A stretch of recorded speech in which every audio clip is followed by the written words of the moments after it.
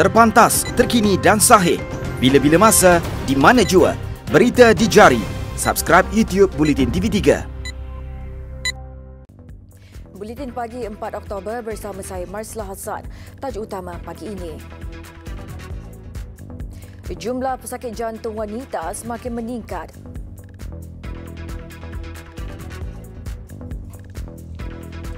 Juga amukan di Ibu Pejabat Polis di Paris, 4 maut ditikam, seorang kritikal.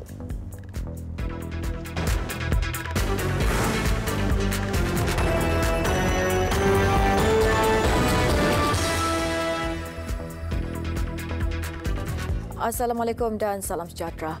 Polis mengesahkan keluarga 3 nelayan warga Indonesia yang diculik di perairan Tambisan Lahad Datu bulan lalu sudah menerima panggilan menuntut wang tebusan daripada kumpulan penjenayah itu. Pesuruhjaya Polis Sabah Datuk Omar Mamah bagaimanapun berkata, setakat ini jumlah wang tebusan dituntut kumpulan penculik berkenaan belum didedahkan. Okey, setakat ini difahamkan suspek telah buat panggilan kepada keluarga salah seorang daripada mangsa dan mengarahkan supaya keluarga mangsa ini menguruskan pembayaran. Suspek juga dipercayai cuba menghubungi majikan mangsa bagi tujuan sama. Dalam kejadian itu, 3 nelayan iaitu Maharudin Lumani, 48 tahun, anaknya Muhammad Farhan, 27 dan Samyun Maniu, 27, diculik sekumpulan 7 lelaki bersenjata. Semua mangsa dilarikan ketika menangkap udang di perairan Tambisan Lahad Datu 23 September lalu. Mangsa dipercayai dibawa ke kawasan Pulau Tawi-Tawi, selatan Filipina.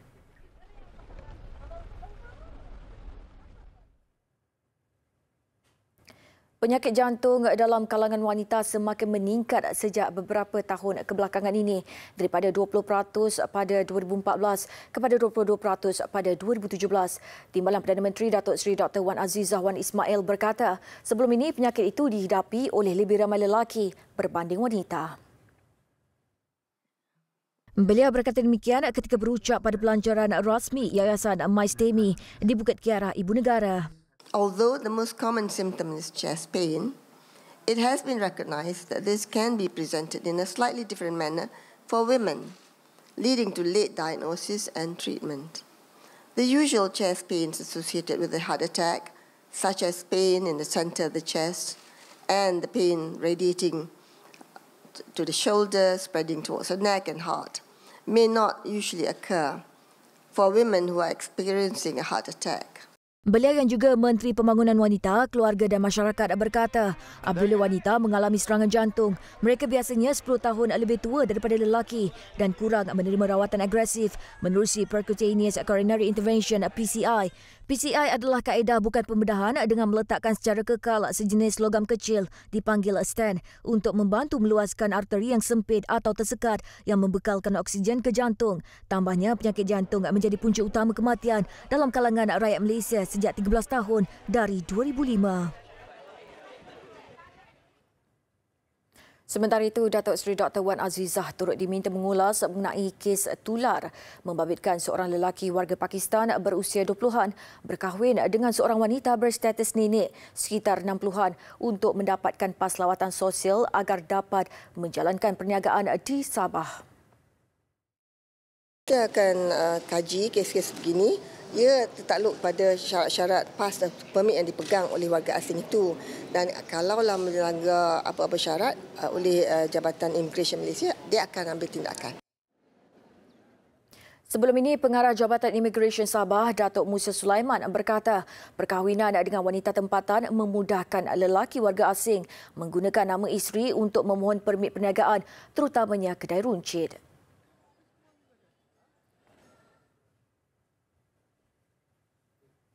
Seramai 124 calon sijil pelajaran Malaysia SPM di Sekolah Menengah Kebangsaan SMK Kota Puteri 2 Masai Johor akan dipindahkan ke pusat peperiksaan lain sekiranya masalah pencemaran asap dari tapak pelupusan sampah masih berterusan menjelang 15 Oktober ini. Esko Johor Aminul Huda Hassan berkata tindakan itu perlu dilakukan agar kesihatan dan tumpuan pelajar terbabit tidak terjejas. Esko Pendidikan, Sumber Manusia dan Teknologi Johor itu ditemui selepas meninjau pelajar di SMK Kota Seri Puteri 2 yang terjejas asap kebakaran tapak pelupusan sampah berhampiran. Beliau turut mengedarkan penutup mulut dan hidung kepada pelajar dan guru sekolah berkenaan.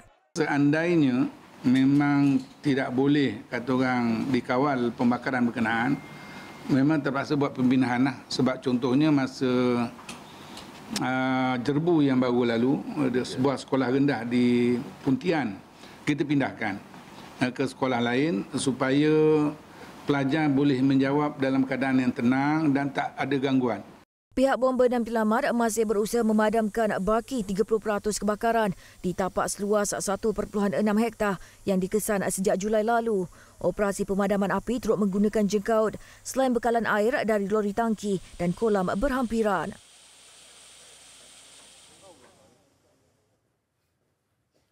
...348 peserta Felcra Bukit Tandak Rantau Panjang kesal dengan tindakan Kerajaan Negeri Kelantan menebang beberapa ekar kebun getah yang diusahakan mereka sejak 1980. Mereka bimbang kehilangan punca pendapatan selain proses pemilikan tanah itu belum selesai. Menurut Zarini Muhammad Nur dari Kampung Felcra Bukit Tandak Rantau Panjang, dia memiliki 2.4 hektar tanah yang mengusahakan tanaman pokok getah. Dakwanya separuh daripada tanahnya diambil kerajaan negeri menyebabkan kerugian lebih RM600 sebulan. Pendapatan hasil getah juga digunakan untuk membayar hutang kepada Felcra. Getah ni asal getah suami akak yang tu okay. Selama 20 tahun dah rumah anak akak sekarang ni. 22 tahun yang nak sulung. Akak membesar nak dia kerja menoreh. Kalau lah dia orang ambil tanah ladang ni, kita orang nak makan apa? Minta tolonglah kerajaan negeri. Sialah aku ayat ni. Lama dah duduk dalam ni.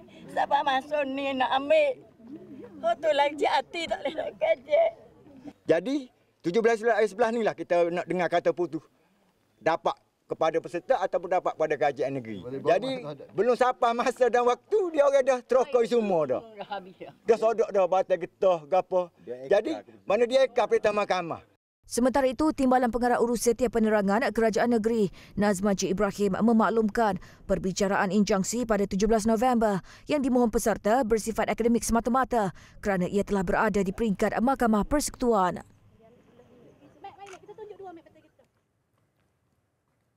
Mahkamah Tinggi Kuala Lumpur menolak permohonan UMNO bahagian pekan untuk menangguhkan penggantungan prosiding pelucutan hak terhadap RM700,000 yang dikaitkan dengan One Malaysia Development Berhad 1MDB yang dipindahkan dari akaun bank bekas Perdana Menteri Datuk Seri Najib Tun Razak. Hakim Muhammad Nazlan Muhammad Ghazali membuat keputusan itu selepas mendengar hujahan peguam Datuk M. Reza Hassan yang mewakili UMNO bahagian pekan bersama 40 pihak lain termasuk Datuk Seri Najib selaku pemohon dan Timbalan Pendakwa Raya daripada Suruhanjaya Pencegahan Rasuah Malaysia SPRM Mazia Muhaidi selaku responden. Menurut Muhammad Nazlan, permohonan yang difailkan pemohon adalah remeh dan tiada merit. Pemohon hanya menunjukkan kebimbangan terhadap kehilangan harta itu kepada pihak ketiga. 6 September lalu, Pendakwa Raya yang merupakan pemohon menamakan UMNO bahagian pekan sebagai responden pertama. Manakala Datuk Seri Najib responden keempat dan anaknya Datuk Muhammad Nizar yang juga Ketua Pemuda UMNO bahagian pekan sebagai responden ke-8 bersama 40 pihak sebagai responden. Peguam Datuk Reza yang mewakili semua responden memohon supaya mahkamah menggantung prosiding pelucutan hak itu sementara menunggu rayuan terhadap keputusan Mahkamah Tinggi itu pada 30 Ogos lalu yang menolak permohonan UMNO bahagian pekan selaku responden tunggal untuk membatalkan notis lucut hak itu selesai didengar di Mahkamah Rayuan.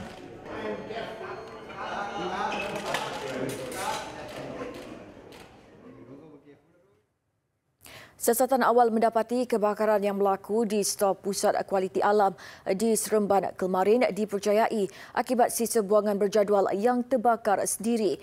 Pengarah Bomba dan Penyelamat Negeri Sembilan Hamdan Ali berkata ia berdasarkan rakaman kamera litar tertutup CCTV di premis berkenaan.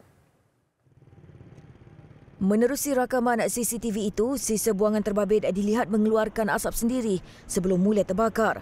Bomba juga percaya sisa buangan berjadual itu boleh terbakar sendiri berdasarkan tindak balas kepada cuaca panas. Bahan kimia yang dikatakan waste is waste. Jadi masalahnya yang kita hadapi sebab kita tak tahu apa yang secara sebenar bahan kimia ni.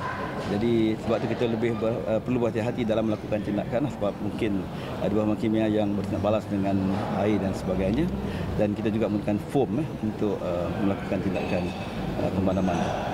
Panggilan kecemasan mengenai kejadian diterima kira-kira jam 1 tengah hari kemarin. Api hanya dapat dipadamkan sepenuhnya sekitar jam 12 tengah malam. Tiada mangsa yang terbabit dalam kejadian itu. Ia kejadian kedua selepas kebakaran besar berlaku di lokasi sama pada 2015.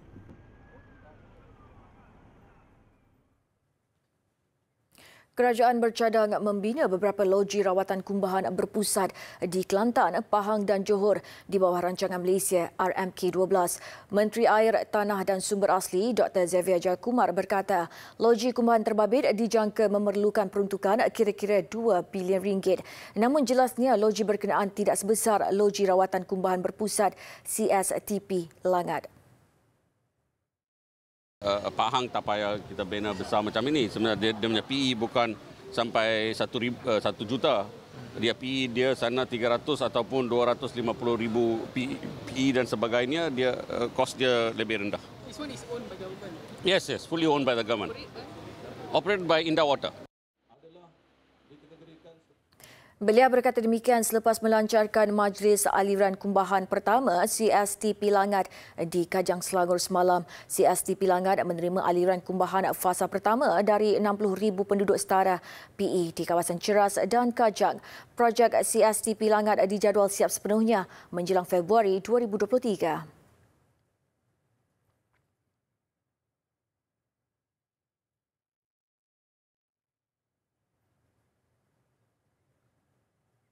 Dasar Keselamatan dan Ketenteraman Awam DKKA yang dilancarkan Perdana Menteri Tun Dr. Mahathir Mohamad dilihat mampu menjamin kesejahteraan rakyat dan kelangsungan Malaysia sebagai negara aman, makmur, berdaulat dan dihormati.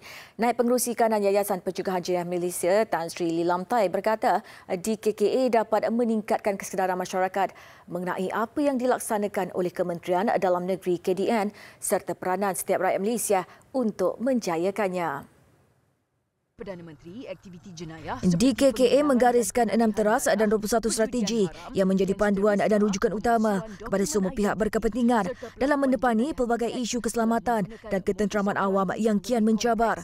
Antara fokus teras ialah keperluan mempertahan dan menjunjung perlembagaan persekutuan dan institusi utama negara, meningkatkan tadbir urus dan integriti, memperkukuh kawalan keselamatan sempadan negara serta memerangi gejala dadah. Menurut Tan Sri Lilamtai, beliau gembira apabila mengetahui salah satu teras dasar terbabit menyentuh peningkatan kualiti kerja serta integriti dalam agensi penguatkuasaan negara. Ini kerana statistik Suruhanjaya Pencegahan Rasuah Malaysia SPRM menunjukkan 46.3% daripada tangkapan bagi kesalahan rasuah dari 2014 hingga Jun tahun ini adalah penjawat awam. Tegasnya, rasuah mendatangkan kesan yang besar kerana mengakibatkan kerugian berbilion ringgit serta menjejaskan kedaulatan negara.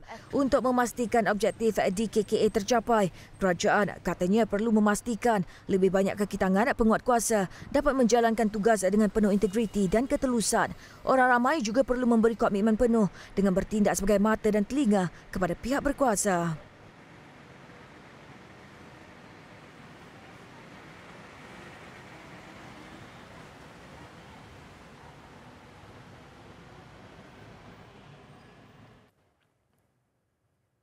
Kementerian Perdagangan Dalam Negeri dan Hal Ehwal Pengguna KPDN HEP Perak menyerbu sebuah premis membuat makanan ringan pelbagai jenama di kawasan perindustrian Pengkalan di Ipoh. Premis menempatkan dua syarikat dengan salah satu daripadanya tidak memiliki sijil halal, manakala syarikat kedua dengan pensijilan halal yang tamat tempoh. Operasi disertai dua pegawai dari Jabatan Agama Islam Perak. Pemeriksaan mendapati kedua-dua syarikat menggunakan logo halal pada setiap makanan ringan yang telah dibungkus, termasuk pembungkusan plastiknya. Premis juga didapati menyimpan barang kawalan tanpa permit sah. 401 bungkusan, 360 kotak dan 91 plastik pembungkus yang memiliki logo halal dirampas.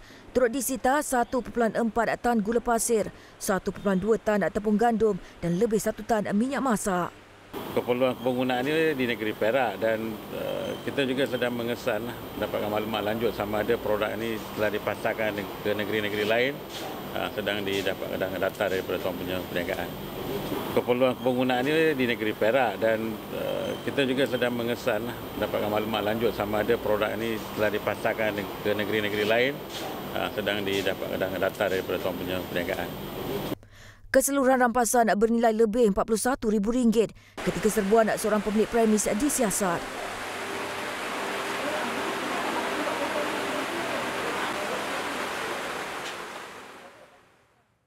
Pelbagai jenis ubat herba tradisional dianggarkan bernilai RM2.5 juta sehingga RM15.6 juta dirampas di sebuah premis di Jalan Tuaran, Kota Kinabalu, Sabtu lalu. Pesuruhjaya Polis Sabah, Dato' Omar Mamah berkata, ubat-ubatan itu dipercayai diseludup dari negara luar. Serbuan dilakukan berdasarkan maklumat diterima serta risikan dan pemerhatian ke atas premis tersebut. Rampasan melibatkan 398 kotak mengandungi 240,000 botol pil herba. Polis turut menahan 12 individu warga tempatan termasuk seorang wanita dalam premis itu berusia antara 21 hingga 65 tahun. Kes disiasat mengikut Akta Kastam 1967 iaitu barang yang tidak mempunyai pengisytiharaan sah pembayaran cukai daripada kastam.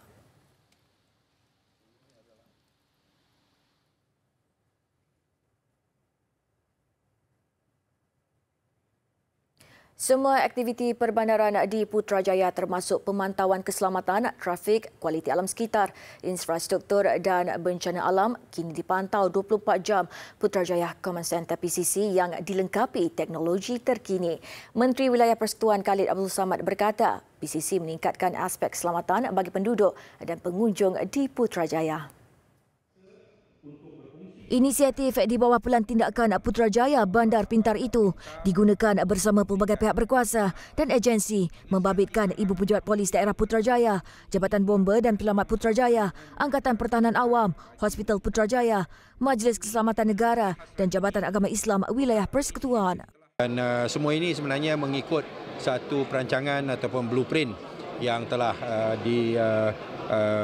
dibentangkan dan diterima pakai dan blueprint itu sememangnya akan berkembang dan dipinda untuk ditambah baik kerana teknologi ini merupakan teknologi yang berkembang dengan laju. Beliau berkata demikian ketika melancarkan PCC dan Pelan Tindakan Putrajaya Bandar Pintar sempena persidangan dan pameran digital Putrajaya DPEC. Antara teknologi yang digunakan ialah CCTV pintar dengan kualiti video berdefinisi tinggi yang mampu membuat pengecaman dari jarak hingga 4 km dan butang panik yang boleh berkomunikasi dengan CCTV jika berlaku kecemasan. Terdapat 262 CCTV dan 39 butang panik yang disambung kepada PCC dan Perbadanan Putrajaya. Melalui penggunaan teknologi analitik video pintar IVA, sistem itu akan membantu petugas memberi makluman awal secara automatik sekiranya berlaku insiden mencurigakan. Antara kemampuan IVA mengesan tingkah laku manusia yang bergerak seperti ingin melakukan jenayah, pencerobohan ke kawasan larangan dan objek yang dialih.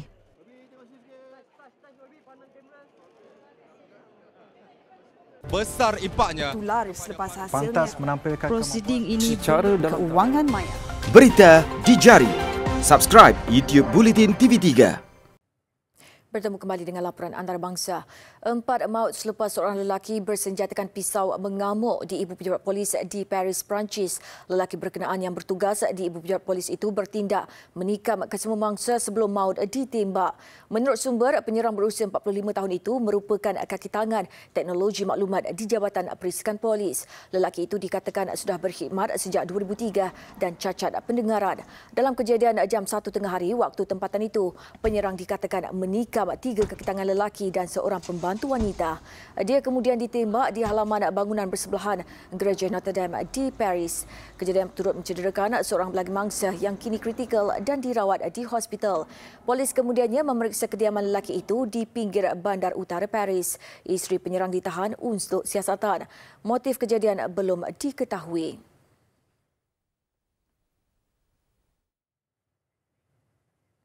Pertempuran terbaru tercetus di Hong Kong susulan insiden tembakan ke atas seorang remaja awal minggu ini. Polis Hong Kong menggesa kerajaan melaksanakan perintah berkurung bagi mengawal keganasan yang berlaku.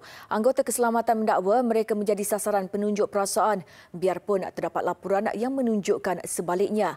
Pertempuran terbaru itu menyaksikan peserta demonstrasi bertindak menyalakan kebakaran selain menghalang laluan jalan raya dan merosakkan harta benda awam. Setakat ini 200 peserta demonstrasi ditahan.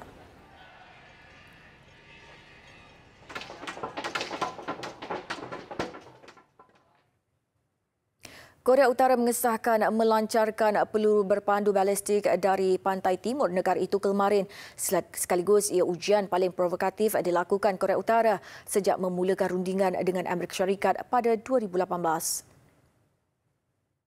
Peluru berpandu yang dikatakan mampu membawa senjata nuklear itu adalah ujian ke-11 Korea Utara tahun ini. Kemarin, tentera Korea Selatan dilapor mengesan pelancaran satu peluru berpandu yang terbang sejauh 450 km dan mencecah ketinggian 910 km. Mereka mendakwa ia berkemungkinan senjata kelas Pugut Song seakan peluru berpandu balistik Korea Utara terdahulu. Perdana Menteri Jepun Shinzo Abe turut mengutuk pelancaran itu kerana ia melanggar resolusi Majlis Keselamatan Pertubuhan Bangsa-Bangsa Bersatu.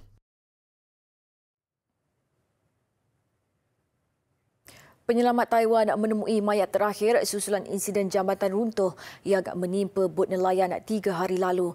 6 kru menangkap ikan dari Indonesia dan Filipina terbunuh dalam insiden itu, sementara 12 lagi cedera. Mayat terakhir warga Filipina itu ditemui sekitar tengah hari semalam sekaligus menamatkan pencarian berterusan sejak jambatan berkenaan runtuh Selasa lalu. Keluarga mangsa yang maut akan menerima pampasan $161,000 Amerika. Punca kejadian masih disiasat.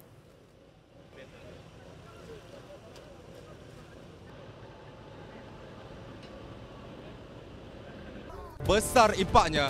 Selepas hasilnya, Pantas menampilkan prosiding ini secara dalam keuangan maya. Berita di jari. Subscribe YouTube Bulletin TV3. Laporan sukan. Malaysia bakal menyertai 2 kategori dari 6 kategori yang akan dipertandingkan pada edisi sulung Sukan Permotoran FIA. Gandingan Warren Tan bersama Dato' Adrian De Silva dalam kategori GT dijangka mampu menghadirkan sesuatu buat Malaysia. Lebih-lebih lagi dengan penyertaan pasukan Urbamber Motorsports dalam membina jentera pasukan selain diketuai bekas pelumba Formula 1 negara Alex Yoong.